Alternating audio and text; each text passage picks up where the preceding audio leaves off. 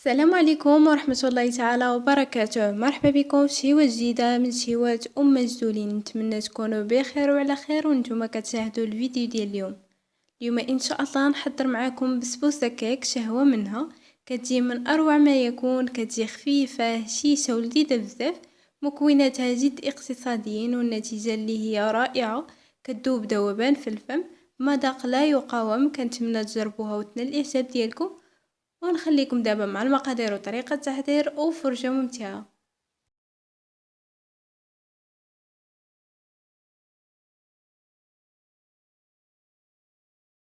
بسم الله على بركة الله. في إناء غنوضع 2 ديال البيضات، من الأفضل يكونوا بدرجة حرارة المطبخ باش تنجح معنا البسبوسة. غنضيف عليهم كأس إلا ربع من السكر سنيدة أي سكر حبيبات، وكمية السكر دائما كتبقى على حسب الذوق.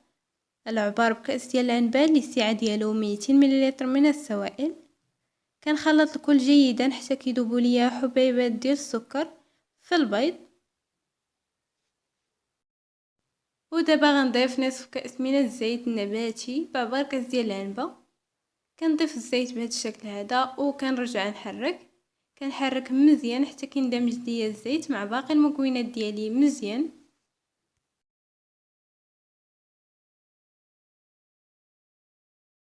من بعد ما انسجم ليا الزيت مع المكونات ديالي غنضيف هنايا علبه من الياغورت بنكهه الفستق، تقدروا ديروا اي نكهه كتفضلوا. وكل مكون كنضيفوه الا وكنخلطو مزيان حتى يتجانسوا لينا المكونات ديالنا كاملين مع بعضياتهم. كنضيف هكا الياغورت على المكونات ديالي وكنحرك مزيان. من بعد غنضيف كأس من الحليب، ودائما الكأس اللي كتعبروا به المكون الاول هو اللي كتستمروا تعبروا به جميع المكونات، ماشي بالضروري يكون كأس ديال العنبه. هنايا غنضيف الكأس ديال الحليب وكنرجع نخلط مره اخرى.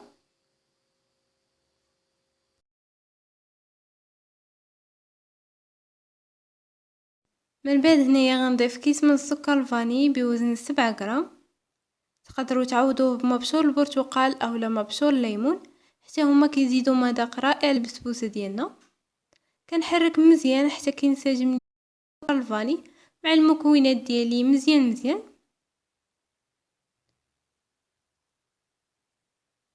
صافي. ومن بعد كنضيف 2 اكياس من خميره الحلويات بوزن 16 غرام.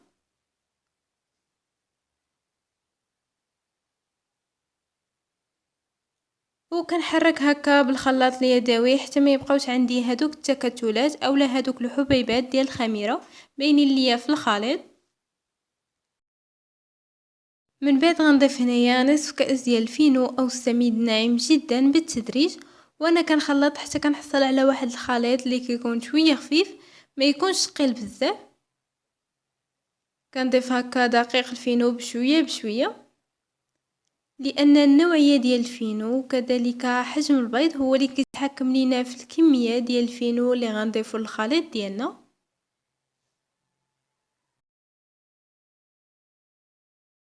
انا دخلت في هذا الخليط نزلافه ونص ديال الفينو، ولكن ما تضيفوهش دفعه واحده كما قلت لكم، لان النوعيه ديال الفينو اللي غتستخدموا وكذلك حجم البيض هو اللي كيتحكم لينا في الكميه ديال الفينو اللي غنضيفو للخليط ديالنا.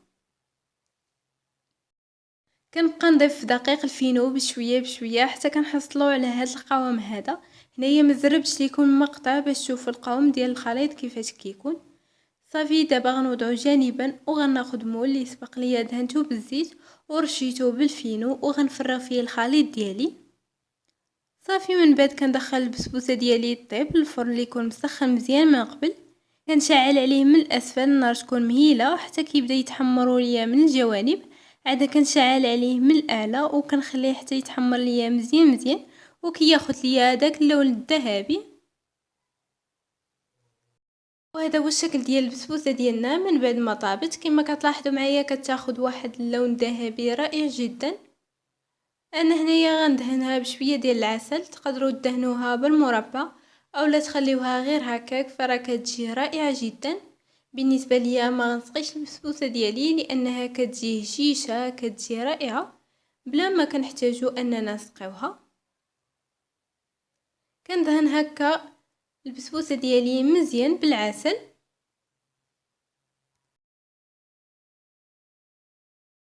بالنسبه ليا غنزين البسبوسه ديالي بتزيين اللي هو بسيط بزاف. غنرشها هكا بكاوكاو كونكاسي، ممكن تزينوها باللي بغيتو، تقدروا تزينوها ايضا بالكوك، اي جوزلين. فراه كيبقى لكم الاختيار، تزينوها باي حاجه متوفره عندكم.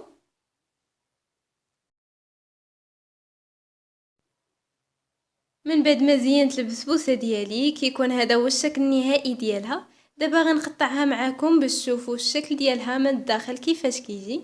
فراه كتجي رائعه، كتجي لذيذه بزاف، وكتجي هشيشه. كنتمنى فعلا تجربوها، وانا متاكده ان شاء الله لا جربتوها غتنال الاعجاب ديالكم وغتولي معتمده عندكم.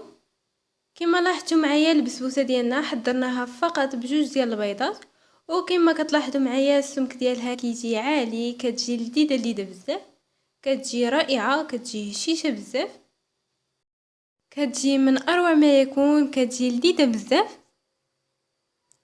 كما كتلاحظوا معايا كتجي خفيفه، كتجي هشيشه،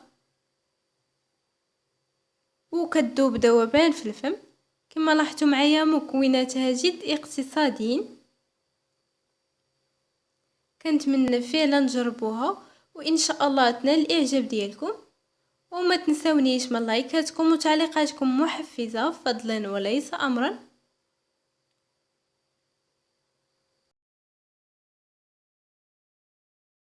ودابا غنقطعها معكم باش تشوفوا القوام ديالها كيفاش كيجي.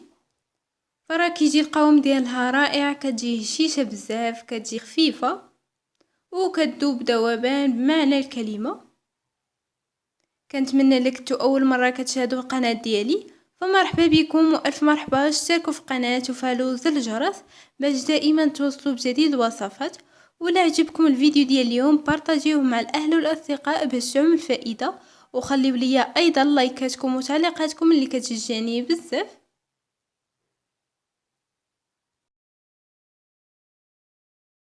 وهنايا كنوصلوا لنهايه الوصفه. بسلام عليكم، الى الوصفه القادمه ان شاء الله.